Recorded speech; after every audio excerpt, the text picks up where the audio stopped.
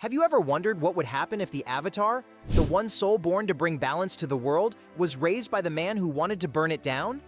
In the real timeline, a water tribe girl breaks open an iceberg and finds a gentle airbending monk. A boy who would rather lose than take a single life. The child who ends the 100-Year War. But what if it wasn't her ship that found him?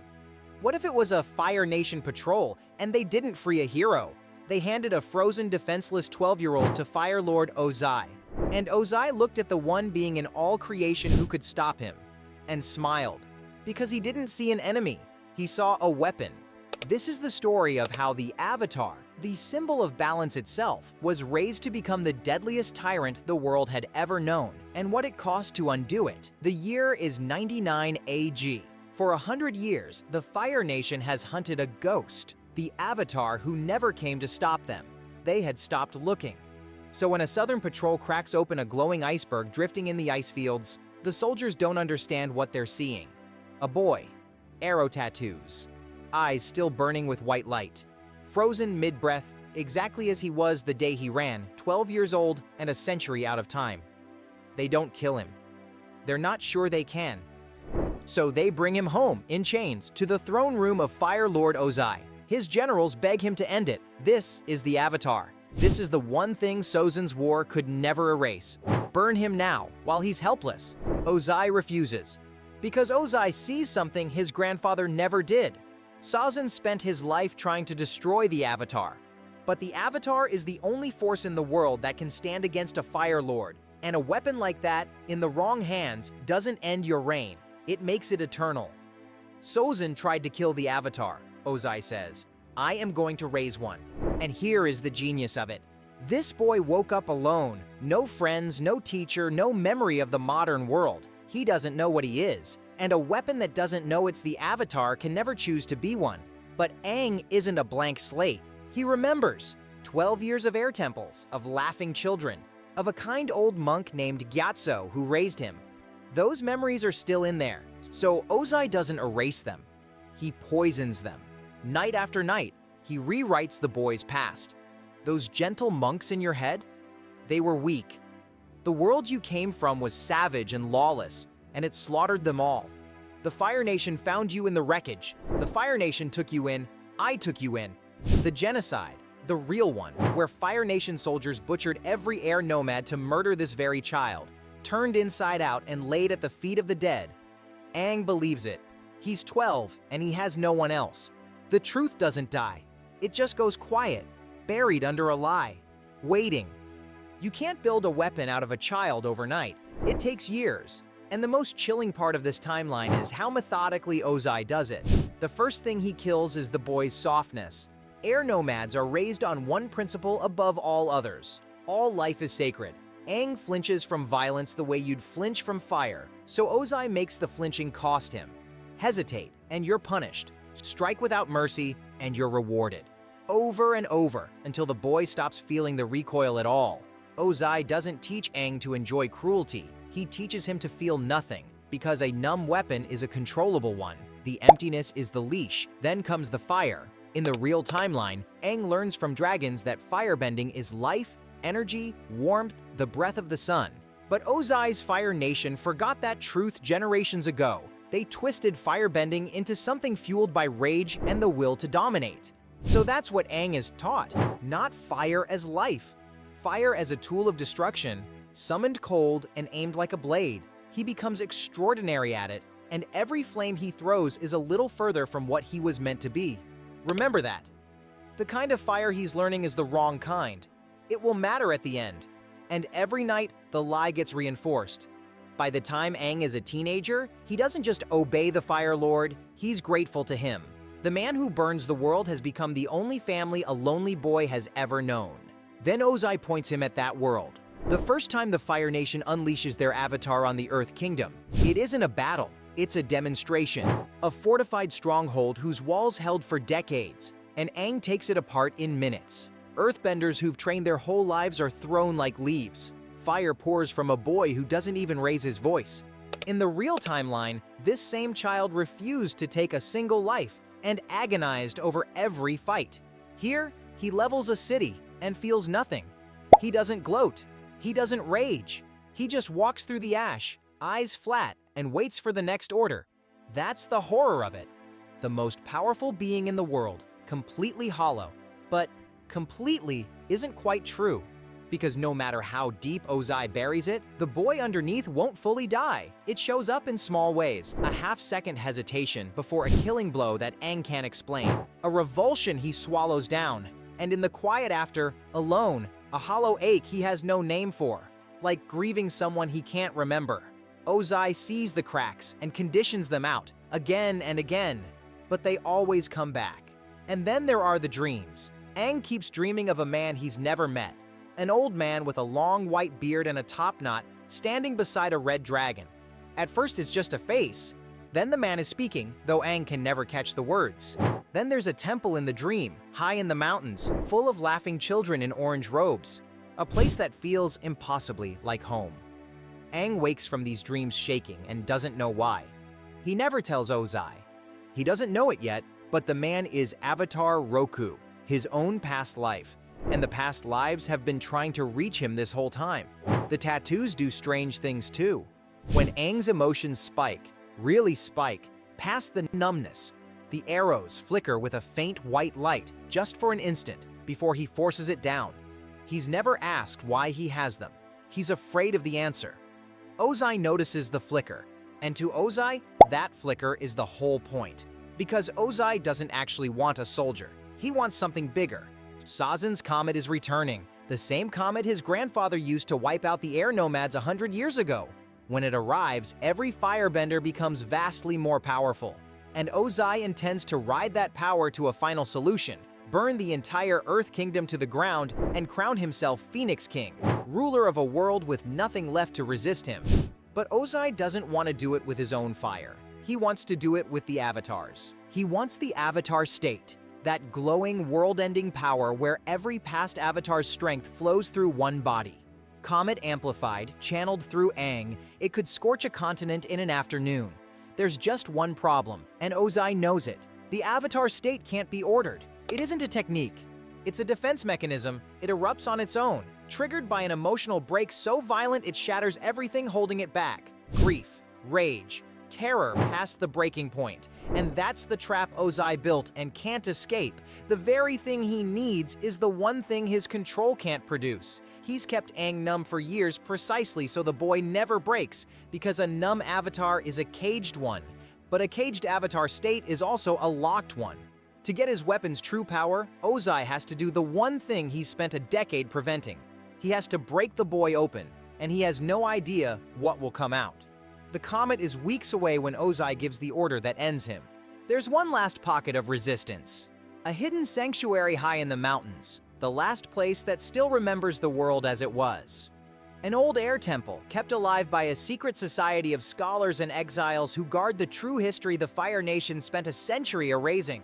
Ozai wants it gone before the comet comes, so he sends his weapon to erase it. He has no idea he's just marched Aang straight into the one place that can break the lie. Everything that follows, the truth, the betrayal, Ozai's own destruction, happens because Ozai ordered it. The tyrant signs his own death warrant and hands it to the boy to carry. Aang arrives expecting another stronghold to flatten. Instead, someone is waiting for him at the gate. A scarred young man with a banished prince's eyes. This is Zuko, Ozai's own son, the one he threw away years ago for the crime of speaking against him. Disgraced, exiled, half forgotten. But Zuko knows exactly what this temple is and exactly who's standing in front of him. He knows the lie better than anyone because he grew up inside the family that told it. So he tells Aang the truth, just one piece of it. Your people weren't killed by the world, Zuko says. We killed them. The Fire Nation. My family. We slaughtered every air nomad on the planet to murder one child before he could grow up and stop us. That child is you.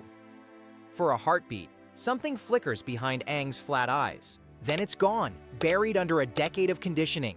Outsiders lie. Everyone outside the Fire Nation lies. That's the first thing Ozai ever taught him. Aang doesn't break. He rages. He nearly kills Zuko on the spot. Fire roaring, and Zuko barely escapes into the temple's depths. Because that's the truth about brainwashing. One voice can't undo it. A lifetime of a lie doesn't fall to a single stranger's word. The seed is planted, but the seed isn't enough. So Aang walks deeper into the temple to finish the job, and the temple finishes him, because the proof he finds here doesn't come from an outsider's mouth. It comes from inside him. He finds the bones first. A great hall full of skeletons in orange robes, and among them, the armored remains of Fire Nation soldiers cut down by people who were supposed to be defenseless. The Air Nomads didn't go quietly. They fought, and one set of monks' remains is curled at the center of it all, like he made a last stand to protect children who didn't make it. Aang doesn't know why his hands are shaking. Then he sees the statue, a tall stone figure of an old man with a beard and a top knot, the man from his dreams. A plaque names him Avatar Roku, the Fire Nation avatar who came before. And Aang's own reflection stares back at him in the polished stone. The same eyes, the same soul, 4 lifetimes apart. And it's the winter solstice, the one night the wall between the living and the spirit world thins to nothing. Everything Ozai buried comes flooding back at once. He remembers the temple full of laughing children. It was this temple. He remembers the toys scattered in the dust. He remembers a kind old monk with a warm laugh who raised him, who fought to keep him, who he loved more than anyone. Gyatso. He remembers Gyatso's name. And he looks down at the monk's remains curled in the center of that great hall, and he knows. The gentle ghosts in his head were never a delusion. They were his family. And the man who told him otherwise is the grandson of the man who killed them all. The lie doesn't crack. It shatters. And the grief that pours out of him is an emotion Ozai never weaponized, never even thought to. Ozai built his whole cage out of numbness and cold rage. He never accounted for sorrow. And sorrow is exactly what tears the lock off the Avatar state. The arrows blaze white. The temple shakes. 100 years of suppressed power detonates at once, uncontrolled. And at that exact moment, 100 miles away, the comet streaks across the sky, and Fire Lord Ozai begins the ritual to seize his weapon's true power. Never knowing the truth has already reached the boy. He reaches for the Avatar state, expecting a leash. What he gets is a loaded gun pointed at his own head. But this is not a clean rescue. The Avatar state that erupts isn't a wise, controlled power. It's a broken one, raging through the body of a boy raised on a decade of rage, drowning in fresh grief. It doesn't know friend from enemy. It tears the mountainside apart and lays waste to everything around it before anyone can come close. And now the question is no longer will Aang turn good? It's whether anything can pull him back before he's killed in the Avatar state, which would end the cycle forever, or before the most powerful being alive becomes something far worse than the tyrant who made him. The rampaging Avatar turns toward the Fire Nation capital, toward Ozai, and the two fronts of this timeline collide. Zuko, broken and bleeding from the temple, has thrown the scholars and exiles of that secret society at Ozai's comet fleet. They can't win. They were never meant to. They just have to hold the sky long enough for the storm to reach the throne. But the storm doesn't care who's in its way. Aang descends wrapped in white light, every past Avatar's power screaming through him. And the thing wearing his body still doesn't know friend from enemy. It tears through the sky battle toward Ozai, and the next life it's about to end is Zuko's. The one person who tried to free him, about to die by his hand, a second time. This is the knife's edge the whole story has been sharpening toward. If Aang falls here, lost in this state, the Avatar cycle ends forever. Every life that ever was, gone. And if the rage finishes what it started, Ozai wins anyway. He will have forged something worse than himself. An Avatar who murders the one person who ever told him the truth. For one instant, the white eyes find Zuko's face. And beneath 100 years of buried power, the boy who always flinched, the boy Ozai could never quite kill, refuses. The killing blow stops a breath away, and in that one crack of mercy, Roku breaks through. Aang's own past life, the Fire Nation Avatar, the man from the dreams, reaches him through that crack. Because sparing Zuko was the easy mercy. Ozai is the hard one, and Roku knows that temptation better than anyone alive or dead. Roku once had his greatest enemy at his mercy. His old friend Sozin, the man who would start the genocide, and Roku chose mercy. That mercy cost the world a 100-year war. Roku has carried that regret across 4 lifetimes. But the lesson he gives Aang isn't kill him this time. It's the opposite. If you destroy Ozai in rage, Roku tells him, you don't end him, you become him. You prove he was right, that the Avatar is just a weapon, and the only law is power. The rage isn't strength. It's the last thing he put inside you. Let it go, and it has no hold left. And here is where the fire he was taught betrays Ozai one final time. Aang was raised on the wrong fire. Fire as rage, fire as destruction. But in the heart of the Avatar state, with every past life flowing through him, he finally feels what firebending was always meant to be. Not rage, life, warmth. The breath of the sun, the very truth the Fire Nation buried generations ago. And the instant Aang stops drawing power from rage and starts drawing it from life, the Avatar state stops owning him. He takes control. The white light steadies. The boy stops being a weapon and becomes the Avatar. And then Aang does the one thing Ozai never imagined, because Ozai could only think in terms of killing. Aang doesn't kill him. He reaches for the oldest power of all, the one his past lives carry from before the four elements. The Avatar can reach into the energy of another being and take away the power to harm. Not a death, a disarming. Aang presses his hand to Ozai's chest, and the Fire Lord feels his fire, his identity, his entire claim to power drain out of him and go dark, forever. The comet blazes overhead, the most powerful fire-bending hour in a century, and Ozai kneels in it powerless, a tyrant with empty hands. The weapon he spent a lifetime forging didn't just turn on him. It chose to be something he could never understand. It chose to be merciful. And that mercy, not the fire, not the Avatar state, is what finally proves the thing Ozai never believed. The Avatar was never a weapon to be owned. It's balance. And balance always corrects. So Ozai is defeated. The comet passes. The Earth Kingdom is never burned. The war ends years earlier than it should have, and a tyrant ends his days powerless and forgotten. You'd think this is the happy ending. It isn't. Not quite. Because the boy who walks away from that throne room isn't the Avatar the world was supposed to get. In the real timeline, Aang ended the war without ever taking a life. A gentle monk who carried his innocence all the way through. This Aang carried something else. He remembers every city he leveled, every Earth Kingdom soldier thrown like a leaf, every order he followed with flat, empty eyes. And he remembers the mountainside he tore apart the night he broke, the harm the rampage did before anyone could stop it, the people who didn't deserve it. None of that washes away because he found himself at the end. He won his soul back. He didn't win back his innocence. He'll spend the rest of his life trying to be the Avatar Gyatso raised him to be, knowing he was also for years the deadliest weapon the world has ever seen.